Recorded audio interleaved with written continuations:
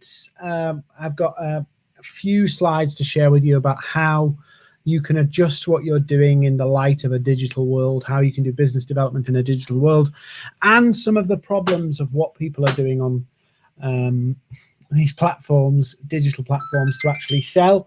So if you're here, let me know in the chat and we'll crack on.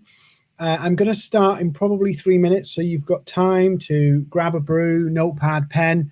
This is going to be a kind of short training session, rather than, you know, the classic webinar where, you know, it's loads of opinions and stuff. This is something that I'm going to I teach, but I'm giving you kind of a quick deep dive in 60 minutes.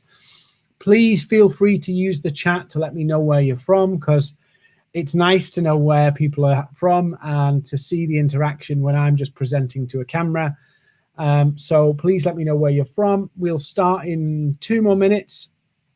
Hi, Katie. Hi, LinkedIn user. Hi, M. Alvarez. We will start in 2 more minutes, and then we're just going to go through Ifanye, Sky, Corrine. Hi.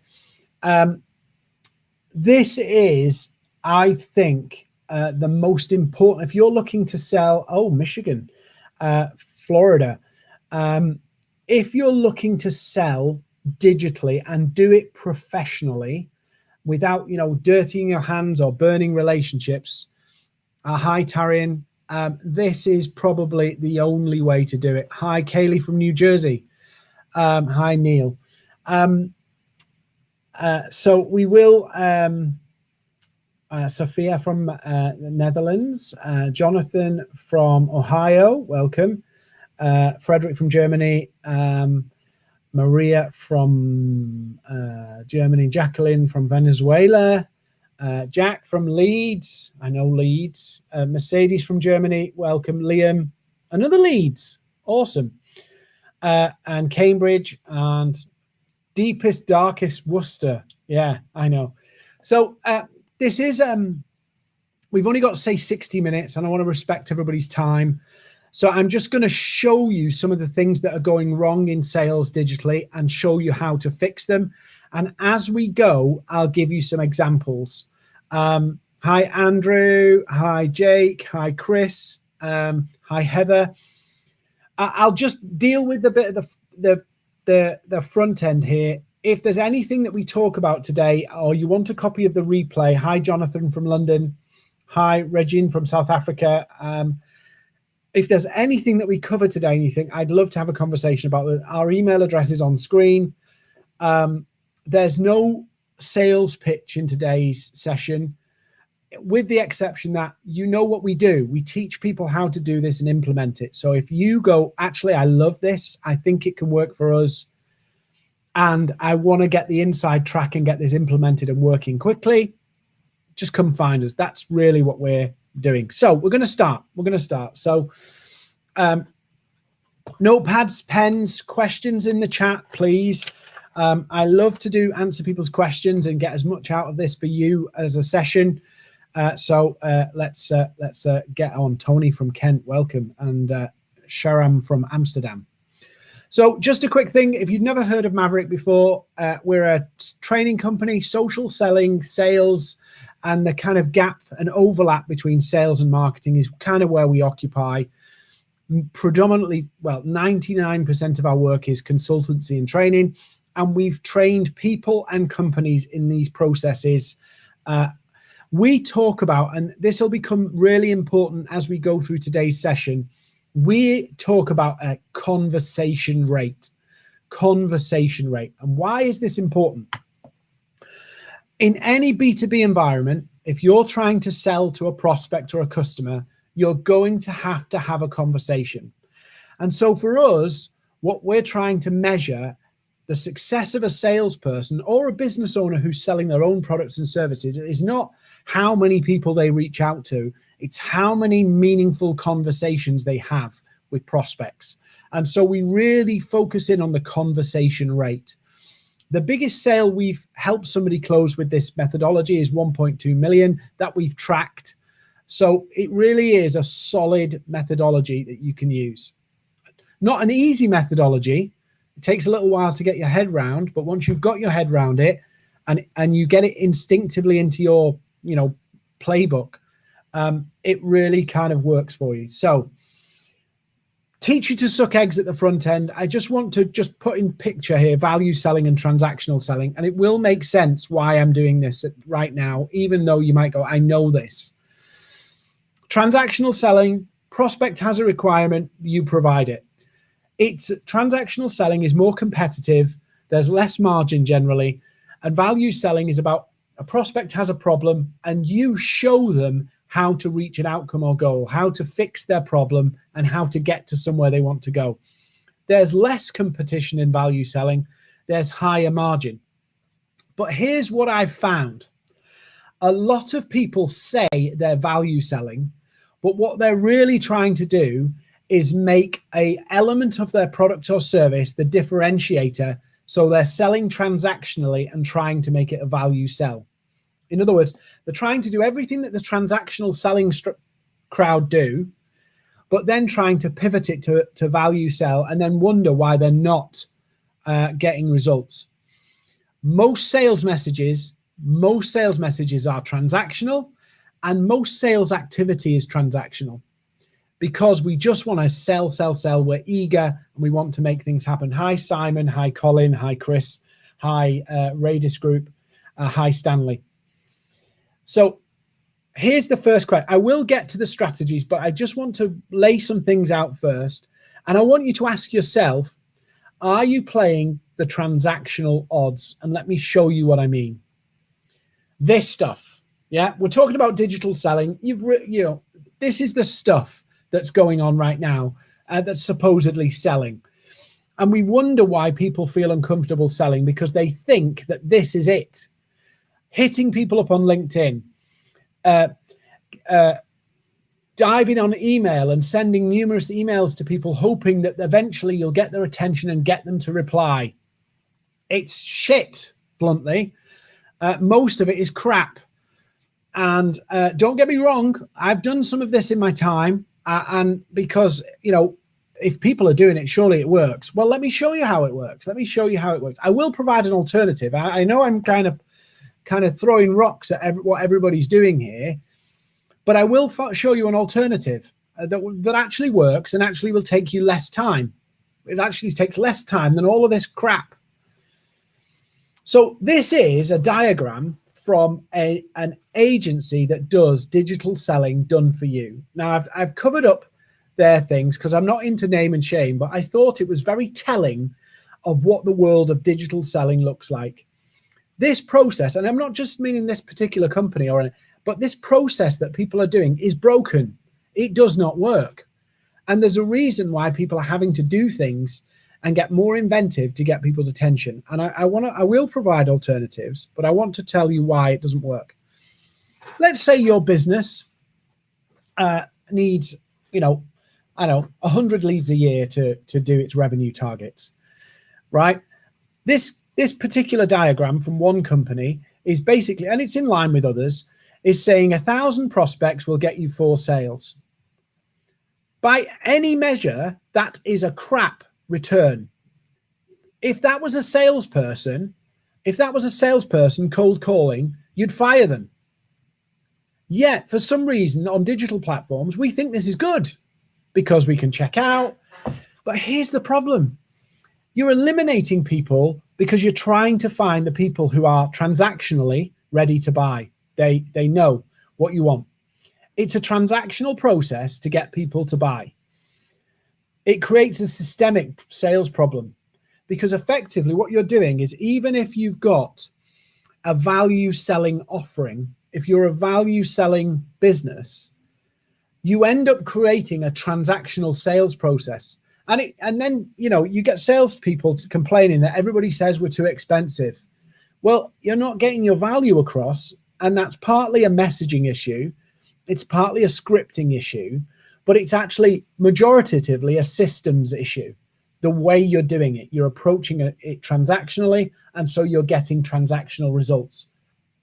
0.4% success rate.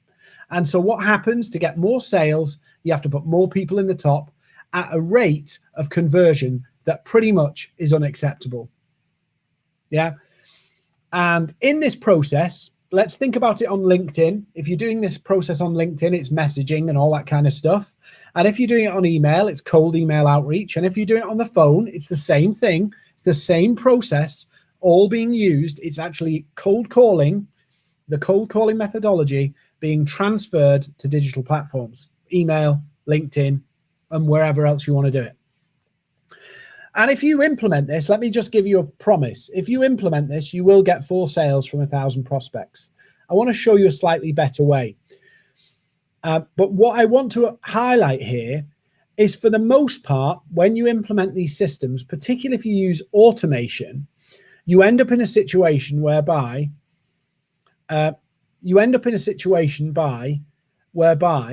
you've effectively eliminated all the other people. Your automation goes through, some of them say no thanks, some of them ignore you, you can't keep up with it anyway, and so you end up in this situation. Yeah, this is what your prospecting situation looks like.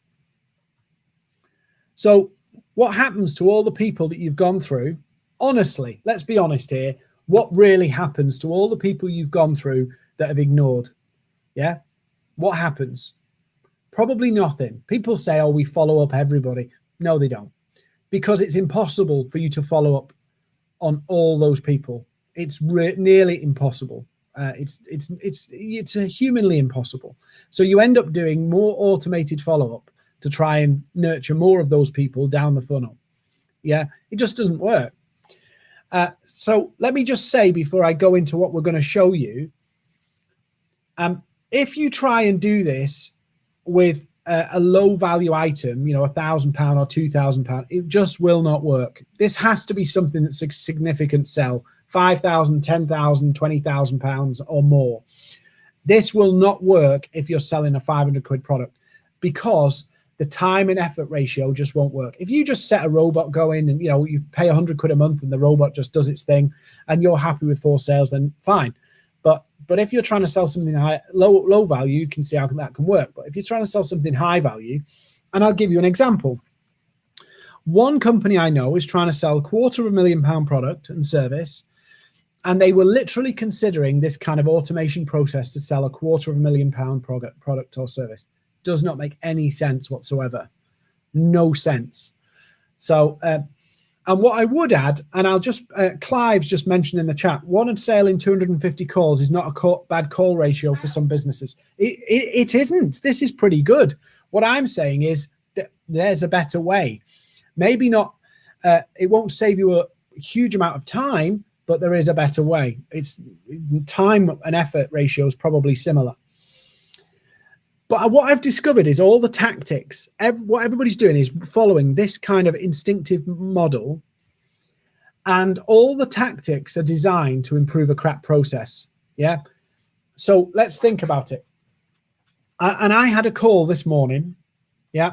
I had a call this morning from somebody. I won't say who, because I'm not a namer and shamer.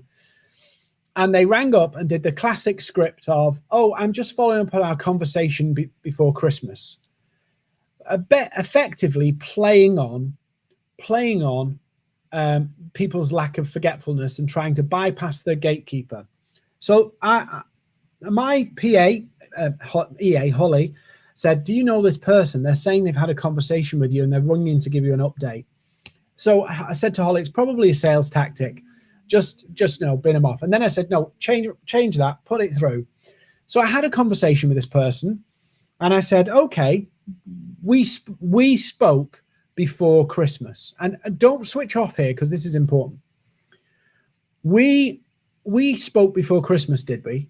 And he answered, because human beings generally don't want to lie, and he answered and said, oh, I think we sent you some information before Christmas. So in other words, he's backtracking away from we spoke before Christmas. So I said, did we speak before Christmas? He said, no, do you know what? I'm not sure. So then he tried to go into his pitch, and I said, you do realize if you lie to a prospect, you've really set this relationship off in the wrong way. And he turned around and admitted that their company's practice to get past gatekeepers was to effectively lie to prospects. How many of you have experienced that process? Lots of companies How many of you have actually had a salesperson lie to you in the first call? Some companies see that because we can't get past the gatekeeper, because we can't do this, we have to lie. They're trying to improve this process by getting more people to get into conversation. If they get more conversations, they get more sales. Yeah. And that's what's driving everything that we're talking about here. More conversations, more sales. So this is what happened with me, a cold calling example. And just write this down. The more conversations you have with the right people, the more sales you'll get. That's the ultimate metric that you're trying to achieve. More conversations equals more sales. Obviously the right people, but that's the fundamental metric. That's what cold calling is about. And Clive said it in the chat earlier. Getting through 1,000 people to find 4 sales is not a bad metric, because you're effectively trying to needle in a haystack. Needle in a haystack. That's what you're trying to do. His lips are moving, salespeople. So would you translate this into a digital sales model? Given that you can get an email into the inbox of the decision maker, given you can reach most decision makers on LinkedIn, why would you translate the cold call model where you have to go through somebody else to get to the person? Why would you translate that into a digital sales model? You wouldn't. You really wouldn't. So, first principles of selling, then we'll go into some examples. And I'll start to give examples of how you can do each stage on LinkedIn, email, and how the phone plays into it.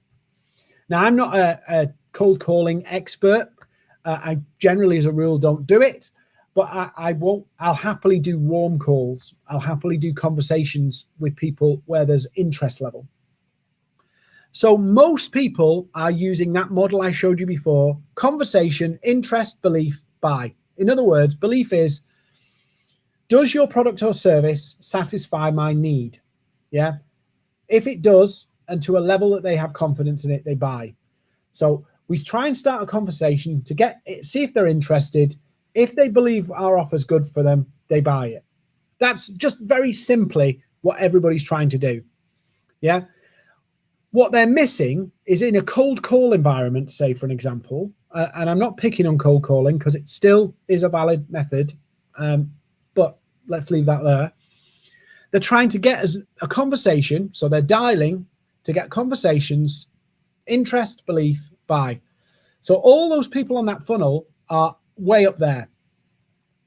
What I want to show you is using awareness, curiosity, then get the interest, then get the conversation, then belief, then buy. So how are you using your channels to achieve the above? And I've just picked 3 here for B2B. You got LinkedIn, you got email, and you've got the phone or calls. Yeah. Those 3 are pretty much, in a B2B environment, the ones to use. And you've got 2 models really. Get into a conversation by hook or by crook and get them through the process, or try and front load as much of it, get the interest before the conversation, and then go into it. This is the model I'm going to show you, and I'm going to give you 3 elements of it today. So the first one is digital positioning. Digital positioning. And I'll give you examples of how you do this in all 3. So we don't want to sell on price. Yeah. We don't want to sell transactionally. What does the transactional sales pitch look like? Well, I showed you a few earlier.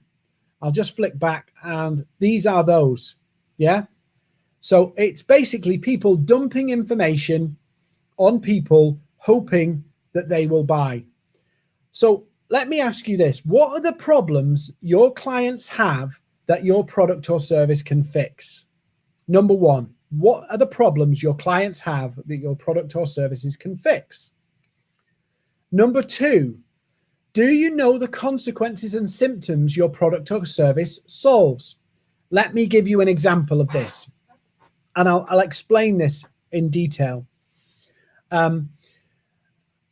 People buy things to fix problems. Their sales are low, their costs are high, they're inefficient, they've got problems in manufacturing. all sorts. They're trying to fix a problem, or they're trying to achieve an outcome. And the problem is often they can't figure out how to get to the outcome. That's what customers are interested in. That's what people who don't buy on price are interested in, getting the problem fixed. So list them out. Do you understand them? Do you know them? The next thing about digital positioning, and I'll show you how to implement this on LinkedIn. Do you know the consequences and symptoms your product and service solves? What do I mean by that, Dean? Well, often human beings, and businesses are run by human beings, try to solve the initial symptom of that problem in their business. So the problem might be they don't have a good CRM, but the symptom might be that they're losing leads, their conversion rate's low, or they don't get many leads, or they don't convert many leads. So the problem is they need a CRM, but actually the real value point is, the real symptom they're trying to address is the lead issue. And so if a customer's thinking about the symptoms and consequences, and you're saying, actually, do you want my service? Do you want my product? Do you need a CRM? They might say, we don't need a CRM because we don't have any leads to go in it. When the issue is that the fact that they're not using a CRM, they're not recording their leads, so they're not following up the leads, so they have a leaky pipe. And so when you're value selling, you really need to understand, particularly in digital environment, you need to understand what are the symptoms of the problems that your product and service can fix, because often the customer will think in the frame of fixing the immediate problem, the immediate issue. So what are the symptoms? So let me just give you an example of symptoms and consequences. So the problem is, I'll use a topical one. I have a virus. You have to laugh about this, otherwise you'd cry. I have a virus. So one of the symptoms could be, I have a runny nose. So, okay, I have a symptom. I have a virus. The symptom is I have a runny nose. What's the consequence? Well, because I've been blowing my nose so much, I've got a sore nose. Because I've been wiping my nose with tissues, I've got a sore red nose. Yeah. Problem is a virus, symptom is a runny nose, and the consequence is, because I've let the runny nose continue, I've now got a sore nose through wiping the tissues. Think about your own product and service. I know this is basic, but this will actually change the way you message, the way you produce content, everything that you do. Think about it in that context. What's the symptom, the consequence, and the real problem? Because maybe your customers are thinking about symptoms and you're talking about problems, or you're promoting your product and they don't get how your product can help them with their symptoms and their consequences in their business. Do you understand the problems your competitors create? People often say, yeah, it's hard wrestling our prospects away from the competitors. Start making lists of all the things, the problems that your competitors create. What are the problems your competitors create? What are the symptoms that your competitors' problems create? And what are the consequences? Because if you want to digitally position yourself, here's what you can do. Number one, go connect with all of these people that you want to do business with on LinkedIn. Don't sales pitch them, but start talking about the problems, the consequences, and the symptoms. Start preparing the ground for your prospects. Start laying that out. Yeah. Telling people about the problems, that you understand them and you can help them with them.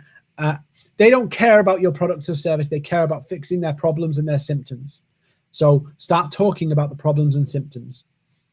On emails, if you're using email outreach, start talking and start using messaging around the problems and symptoms and consequences. I'll come to the conversational side of this in a second, because they all kind of dovetail together. But this first section about digital positioning is really about using content and messaging and really refining your messaging so it talks to the pains, symptoms, and consequences the customers have. Make sense? Everybody still with me? Yeah, everybody still alive? So that's digital positioning. And so So let's look at this in another way. Do you want to introduce your service and then find out who's interested, or do you want to create interest and then introduce your service? So let me give you an example. And I do this all the time. You can go do this today if you want to. I'll write posts on LinkedIn. I've connected with a big audience. Yeah. Connected with a big audience of potential customers. And I start posting on LinkedIn. Now, here's something that people do that makes a massive error, whether it be LinkedIn, whether it be email, whatever. What they do is they send messages, they do posts saying how wonderful their product or service is. Yeah. And then at the end of it, they say, if you want to know more, contact me or email me or reply back to this message or whatever. In other words, they blast a load of information and hope that that does the interest. However, if you talk about the pains and ask and get people interested before you do that, they will come to you. So here's a quick post that you can do on LinkedIn. Ask a question about the symptom at the top of your post. Then ask a question about the consequence of that symptom for their business. Then talk about other businesses that have had this problem too and what some of the frustrations can be. Make it real, make it human. Then talk about an example of how you've helped people solve this problem and how you do it through a particular product or service. You don't need to go into details of the product or service. And then you give them a clear call to action of, if you would like to know how you can get this result in your business, book a call, drop me a line, whatever. If you do an A/B test on those two things, one that's pain, problem focused, consequence and symptom focused, asks lots of questions, and other one where you go, we do all of these things and we can help you with this, that, and the other. Do you want to know more? Guess which one will get you more calls? It will always be introduce interest first. And so I can go out to the internet through email. I can go out through LinkedIn, messages or posts or what have you, and I can put out the pains and problems and solutions and symptoms, put them out there and draw people who resonate with those messages. And then I do my next stage on those, which is digital prospecting or intent-based prospecting. Prospecting.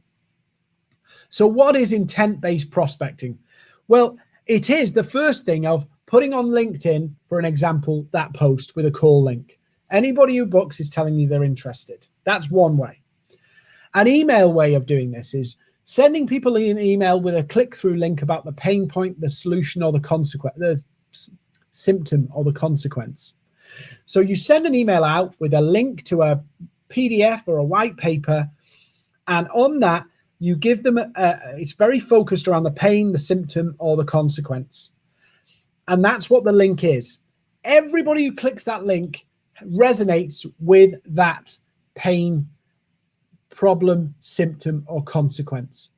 And I follow up and I prospect and develop relationships off the back of their clicks, not doing what everybody else does of churning 6 and 7 messages to people who are likely not interested. And then nurture the non-interest. Learn more. Don't forget the non-interested. So LinkedIn, I could do this as if you're not familiar, and I'm happy to share the link if you want to drop us an email. There's a tool on LinkedIn that most people don't know exists called Smart Links. I've got a 7-minute tutorial on how you can use it.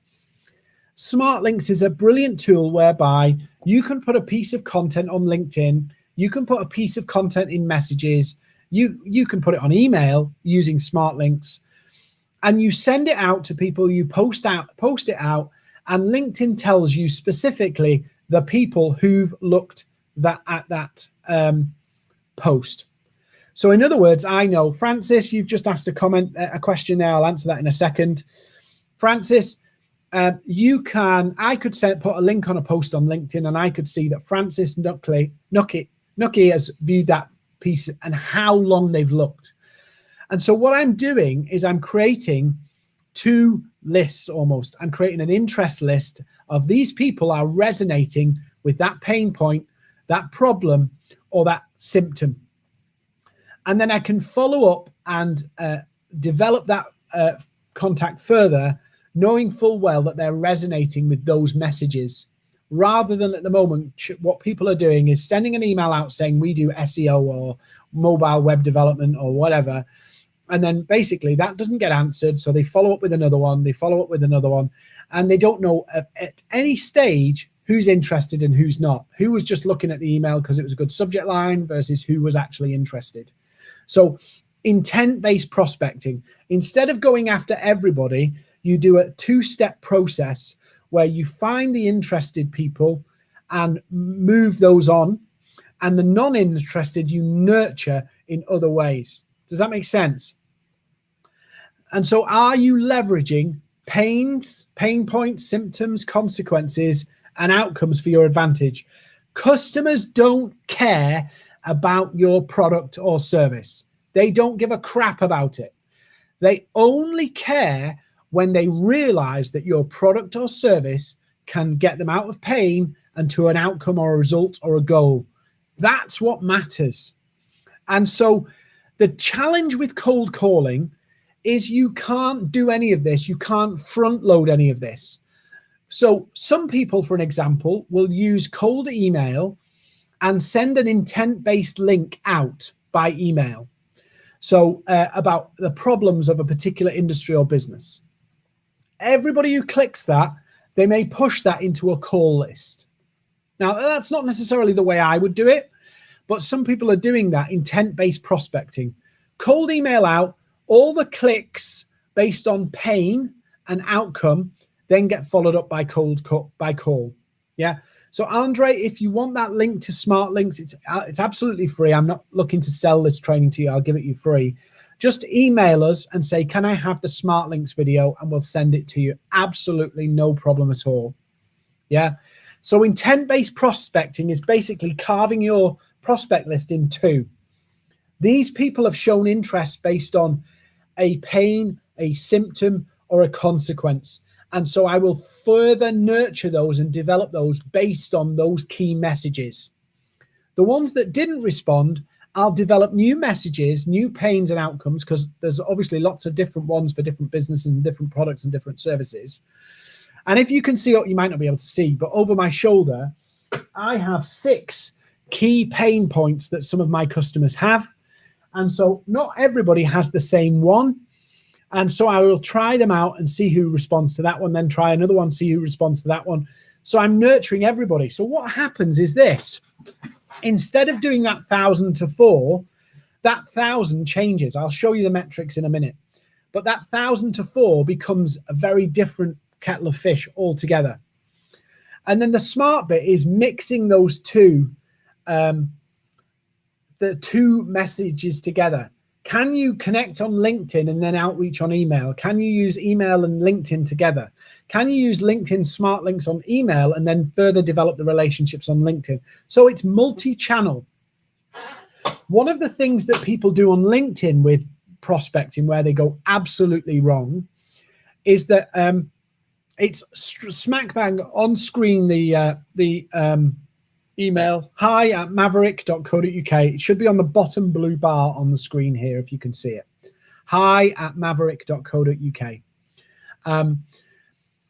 One place where people go wrong prospecting on LinkedIn, they send a message and they blast everything out, which I've just told you is a bad idea, because what do you want? You want a conversation. That's the goal. And I'll come to conversations in a second, and then we'll kind of Q&A it if you like. Where they go wrong on LinkedIn is they set a robot up. They set a robot up to send out loads of messages. And often there are times when you want to do that, you know, send some messages to people. Maybe you're doing a webinar, maybe you want to share an article with people. But here's the problem. The speed of your reply to those messages is absolutely critical, because you have to get people in the moment. And so there's a lot of things that I teach about training people to reply to you, training your prospects to reply before you should ever try and sales pitch them, for want of a word. And in actual fact, I would never try and sales pitch somebody on LinkedIn. I would try and use interest and curiosity to get them on a call. So I use pain, symptoms, and consequences to create curiosity, and outcomes to create curiosity to get them on a call. And then that's where I introduce them to how my product, my service, my training can help them solve that pain, that symptom, that consequence, and get them to an outcome. And that's a very different way of doing it, because everybody's saying, I'm going to tell you exactly what we do, and hopefully that'll be interest.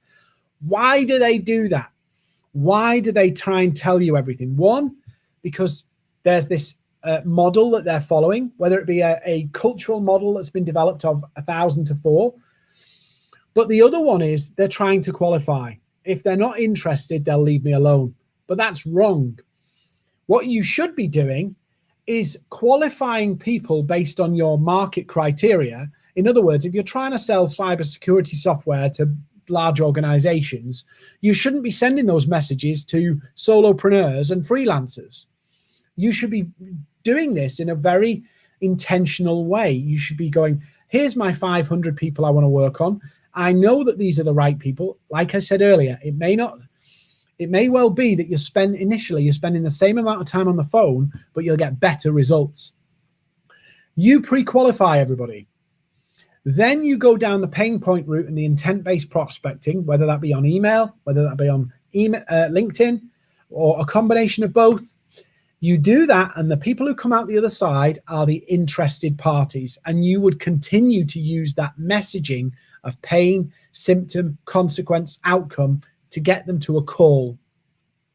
And that can be through content, that can be through interaction, liking and commenting on their posts. It can be through messaging. So you're leveraging pain and outcome for your advantage. So let's have a look at the conversations, and then we'll do some Q&A. Oh, I'll just remind you of this. Just really important point. And I know some of you I'll be teaching you to suck eggs. But remember, and as I said before, you want the attention of your prospects. You want them to give you the time of day. The only reason a prospect will give you the time of day is if you can help them fix something. And so always a prospect will review your offer, you review your message in the what's in it for me. What's in it for me? Now, one thing I want to say, and note this down because I haven't got a slide on it, is you should not be trying to create consideration before conversation. So here's what goes wrong with the messages. You send this big, long, waffly email, or this big, long, waffly LinkedIn message or whatever, and people see it. Let's assume they open the email, they open the message, they see your post on LinkedIn, and they see this big, long waffly about how wonderful your product or service is. Yes, Florenza, more pull, less push. You put out this propaganda for your business that says you can do this, this, this, this, this, and you're amazing. You won so many awards, and you've done it with Amazon and all this kind of stuff. Interestingly enough, when you do that, you create consideration before conversation. You're trying to prove to people it's worth a call. What you're trying to do is leave people, think about it like a season end of Netflix. You're watching a TV series or a series on Netflix, and they get to the end of season 1 and they leave the cliffhanger and you want to know more. That's why you watch season 2. Yeah. So your season 1 in selling is to get people curious enough they want to hear the next bit. And so if you give people all this information about how wonderful it is, they will look at it through their eyes. They'll look at it through their experience, through their business, through their world, evaluate what you've put in that message and decide whether they need X, Y, or Z that you've put in the email, and then decide to ignore you or reply. That sounds great. It's not great. It's not. It's absolutely not great. The amount of businesses and salespeople and business owners that have come to me and said, I don't understand why we know we can help people, but they just don't see it. And when I dig at what they've been doing, they've been telling them what they do. Not what they can fix, what they can solve, the problems they solve, the symptoms they fix, all of that kind of stuff. Jeswin, we will, if you want to email us, we'll send you a replay. There's no problem there. So people want to get from A to B. That's simple. Their only consideration is A to B first. That's the first thing. Then once they realize that you're saying you can get them from A to B, they want to know how. That's where your product comes in. How are you going to get me to A to B, from where I am now to where I want to be? Whether this is a global giant, yeah, or a tiny company. One company came to me and they said, we want £9 million worth of sales, new business sales from LinkedIn in 2021. I showed them how I'll help them do that over the 2021. They get the message there. So A to B, that's what they care about. Then they want to know how. So note this down, because again, I haven't put a slide on it. A to B is your season 1. They have to go to season 2 to find out how. Yeah. A to B is season 1. To get to season 2, that's when they want to know how. So what does this look like on LinkedIn? What does it look like on email? Your first email is all about A to B, always A to B. And if they want to know how, they can have a call. Does that make sense? So most of people's prospecting emails are about how they do things, yeah, and get people from A to B. What happens is you get consideration before conversation, and so they decide there and then whether they need you. Your prospect is not qualified to be able to decide whether they need you at that point. You might not like that, but that's true. They're not qualified because they're judging you based on their previous experience, on their business. They don't know anything about you. They don't know enough about your product. They don't know enough about the way you work to be able to decide at that point. So season 1 is A to B. Season 2 is how, the gap, the vehicle, the way you're going to get them there. The method that you use, SEO, Facebook ads, Google ads, whatever it is. You know, consulting, whatever it is, coaching, accountancy, it doesn't matter. That's the gap, the service. Then season 3 of your Netflix series is, how do I know you can actually do this? And it's validating that you can do what you say you can do. Season 1 is A to B. Season 2, where you're in conversation, is how. And season 3 is proving it, showing people that you can make that difference. And often what happens, if you've been active on LinkedIn doing content, a lot of that season 3 has already been seeded in the content. Hopefully that makes sense.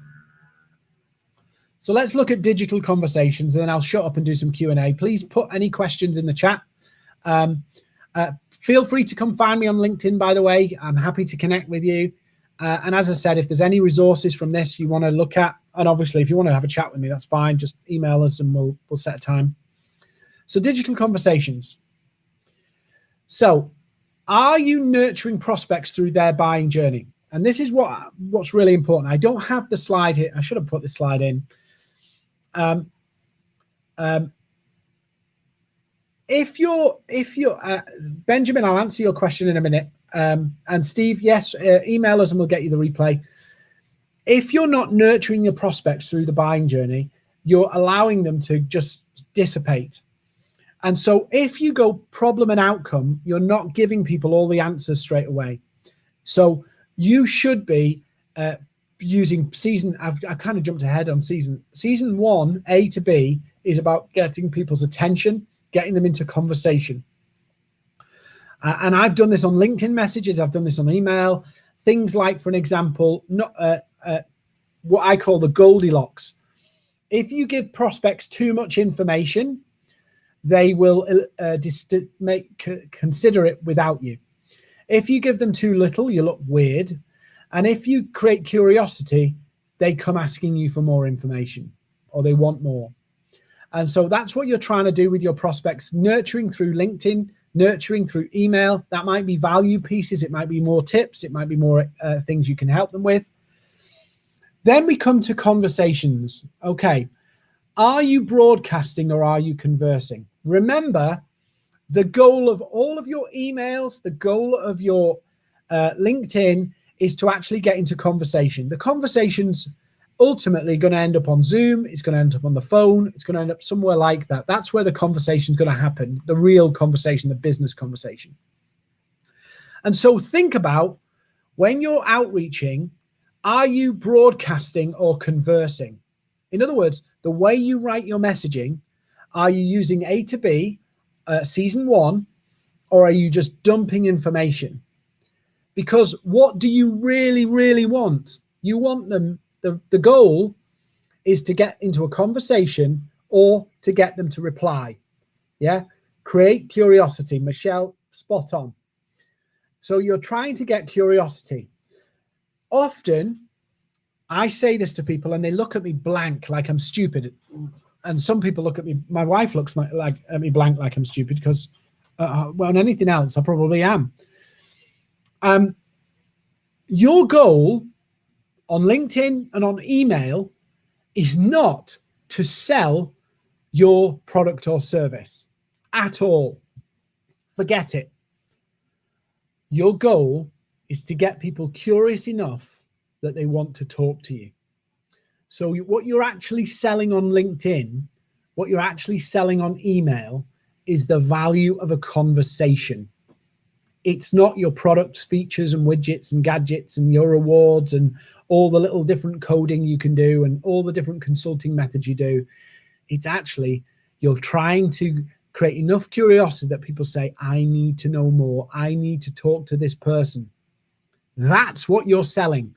You do not want a position whereby they are evaluating what you're saying without you having a conversation. And remember what got you here, right? If you use A and B, pain and outcome, problems and outcomes, symptoms and consequences, if you use that to get their attention, when you're in conversation, don't immediately flip to, oh, we can do websites, we can do consulting, we can do this, we've got this 90-day program, we've got this software solution, we've got cybersecurity software. They're going to view it all the way through, always through pain and outcome.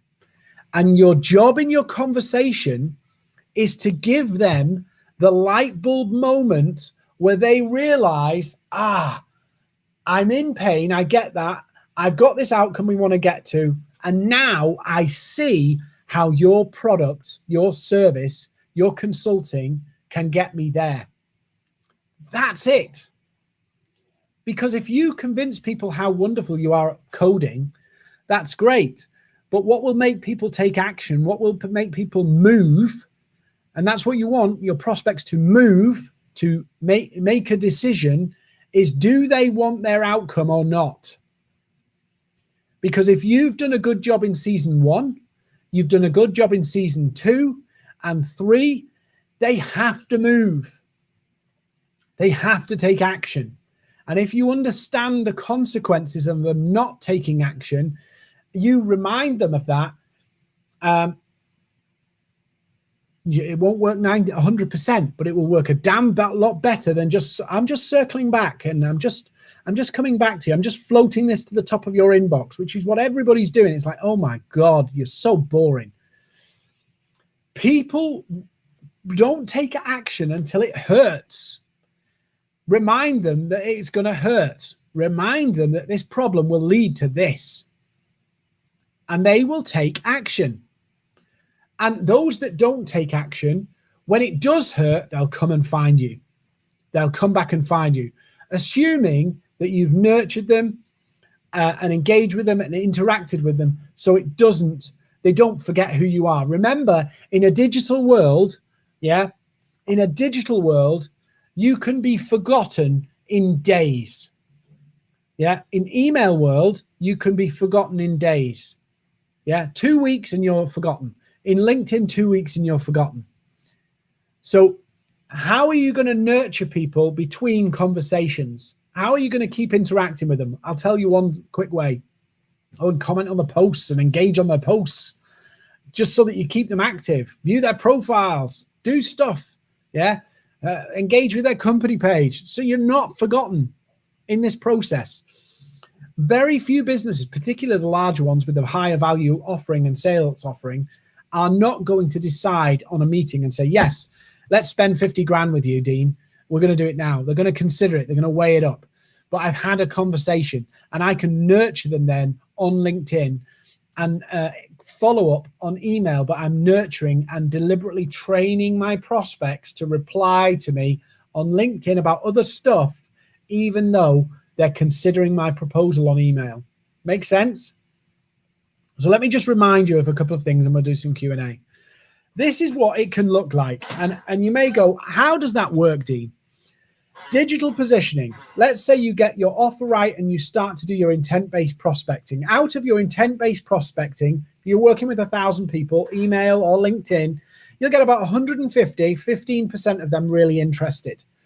You work on them, you nurture them, and you move them to digital conversations. We've got a 50% success rate on getting digital conversations through our training, 50%. So half of all the people you get a conversation with. And of that, we're assuming that your ability to take that sale to a closed sale is just under 50%. Now, if it isn't, that's more, but it's a damn better than doing all the other shit that people are doing. Sorry, I shouldn't swear. 1,000. Now, here's the beauty of this model. The people who don't respond to your intent-based prospecting, it doesn't mean you forget them. It means that your message didn't work. That wasn't resonant to them. So you can try other messages in the future, and as they respond, as they show their intent, whether it's smart links, whether it be through email clicks, you can start to nurture them on. And so the digital conversation is the easiest and the hardest bit. It's very easy to get somebody into a conversation as long as you learn some principles of conversation starting. I don't have time to cover that today. And then it's down to your ability to communicate A, B, and the product you've got and the way it can and demonstrate how it can solve the problem and get them to the outcome. Very, very simple. Ben asked a question, so let me see what Ben said. Ben, I'm gonna throw a spanner in the works here. I don't have time to go into this in full detail, but there are various services where you can track IP addresses of people viewing content on websites.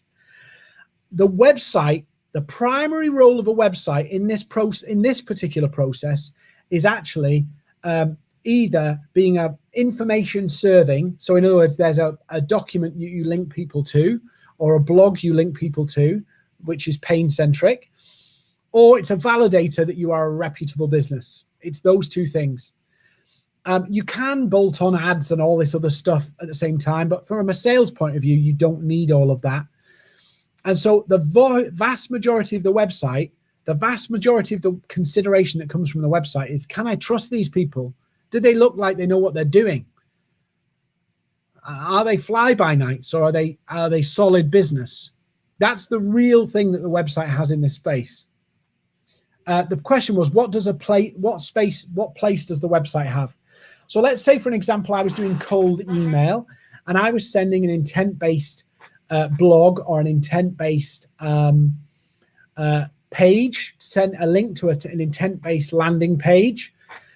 The website's function is really to host that piece of content. The actual link is what tells you whether that content, whether they have that problem. That's what matters. Who's clicked it because they have that pain. And so the art for a salesperson or a business owner becomes in actually structuring their message, their email, their message, their links, and all that kind of stuff in a way that tells you that they have that problem, they have that symptom, they have that consequence. So I would encourage you to think about awareness, curiosity, interest, conversation, belief, and buy. Yeah, that's what you want. Don't go, I'm going to go and get as many conversations, see if they're interested, see if they believe me, and then get them to buy, which is the classic model we all fall into. Honestly, I run this myself, and I do my own prospecting myself, and I do it on email and LinkedIn. It takes me about 2 hours a day. And my record is 11 sales calls in a day. And that's pretty intense. Yeah. That's my record. Some people have actually done better than me and got 20 in a day. in terms of setting them up, not 20 calls in a day. My God, that would be incredible. But you can do 20. 2 hours a day for me using LinkedIn and email will work. And the majority of what I do is all manual. And you think, oh God, I don't want to do that. But it does work. SDRs. So you can do this, and I've got some companies that work with me on coaching, for an example, and I coach them on a daily basis. I get in a call every day with their sales team and their SDRs, and basically remind them that they're going to allocate 2 hours of their day for this model whilst they're doing their old model. Yeah, Katie. So post model. If you want to find me on LinkedIn, connect with me, and I'll show you the post models that have got me the most inbound calls. I'll show you some. But Katie, it's really important that you've grown a network of potential prospects without pitching them. You don't want to pitch them. You want to get them hooked and interested in curiosity. So Katie, if you want to know my template, it's roughly double questions at the top. First question is the symptom question. Second question is the consequence question. Then I start to talk about what that feels like in a business and examples of how I've helped people fix it. Talk about the outcome. Tell them how I help them briefly, 1-2 lines about how I do the outcome, and give them a call to action. Ryan, we teach you how to do that ethically and GDPR compliant in our accelerator program if you want to know more about that. So GDPR is a big thing, and doing it compliant. We have an accelerator program, and I'll do more questions. But if you want to join me on the full masterclass, it's next week. But come find me on LinkedIn or email us and we'll get some more information. Any questions before I wrap up? I said I would finish at 4, and I want to respect your times. I'll stay on if people have more questions. But I mean, I'm sorry I went through that so quickly, but I find that people, if I said to people, I'll do this in 2 hours, a lot of people would go, oh, I'm not showing up for 2 hours. I don't know what it is. Whereas, you know, we've got 170 people, I think, across all the channels that we're broadcasting on now, watching this, and I can cram it into an hour. This digital masterclass is actually over 3 hours, and we break this down into do this, do this, do this, do this, do this, and we'll actually do some live demonstrations, and you can implement this in the session. If you want something more intensive, we have an accelerator program over 90 days, and literally it's a call every week, group coaching, group training, one-to-one coaching mixed in as well, and we go through it and blitz it in 90 days, not from a point of view of you learning, from you selling. Yeah, it's a sales program. So even if you're the most crappy salesperson on earth, or you're the most introverted business owner on earth, we'll implement this in a way that you don't have to hard sell. Any more questions? If there's no more questions, I'd just like to say, please would you find our Maverick company page on LinkedIn? Please would you go subscribe to our YouTube if you're watching on YouTube. Give us a thumbs up and a follow.